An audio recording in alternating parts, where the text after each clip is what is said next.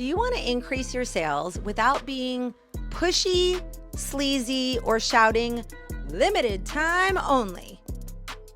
Turns out one of the most effective sales lines you can say is, "But you're free to decide." Sounds backwards, right?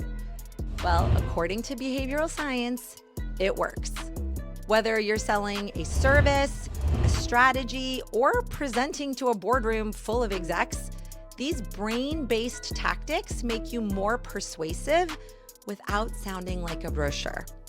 I cover these in depth in my Surprising Truths for Smart Sellers keynote, but today I'm walking you through 3 counterintuitive sales tactics that feel strange at first, but can double your results.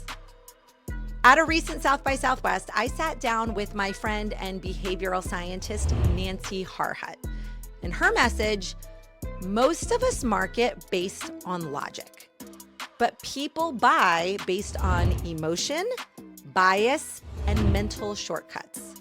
So if you're still marketing the way you were trained a decade ago, or last year, honestly, it's time for an upgrade. The best marketers aren't persuasive, they're perceptive. They understand how humans actually make decisions.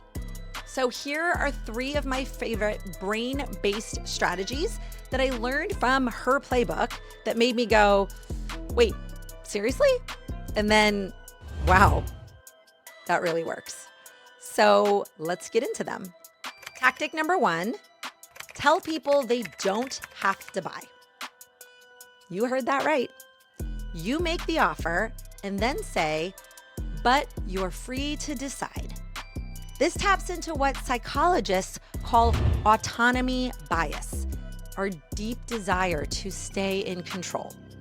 According to behavioral science research, it actually doubles the likelihood of someone saying yes.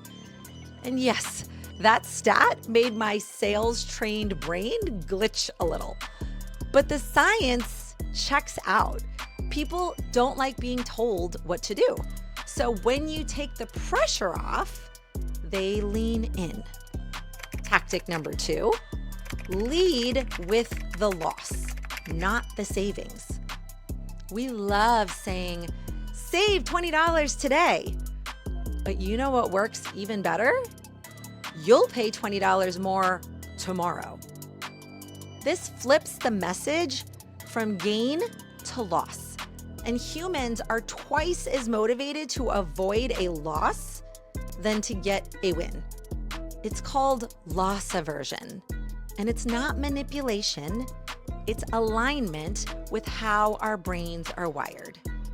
The key point, you still have to be honest. But if a deal is ending soon, say that, because the fear of losing is a stronger driver than the thrill of saving. And tactic number 3, start with your highest price. Feels risky, right? But it's actually called anchoring. We judge value based on what we see first. A study in the Journal of Behavioral Decision Making found pubs who listed the most expensive beer first saw a 4.2% revenue bump. Same beer, different order. So don't lead with the budget option. Lead with the premium one and let everything else feel like a deal by comparison. When I first tried these strategies, it felt awkward.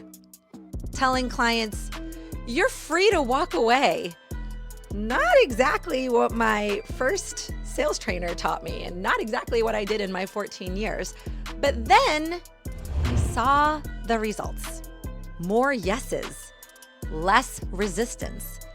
And the best part, clients said they felt more respected because they were being given space, not pressure. Sometimes a little discomfort up front leads to a whole lot more trust and success on the back end. Look, sales today isn't about who can shout the loudest. It's about who understands the human brain best. And while these tactics may feel counterintuitive, They're grounded in how people actually make decisions. So, next time you're crafting a pitch, remember, offer freedom, not force. Frame the loss, not just the gain, and lead with premium to elevate value.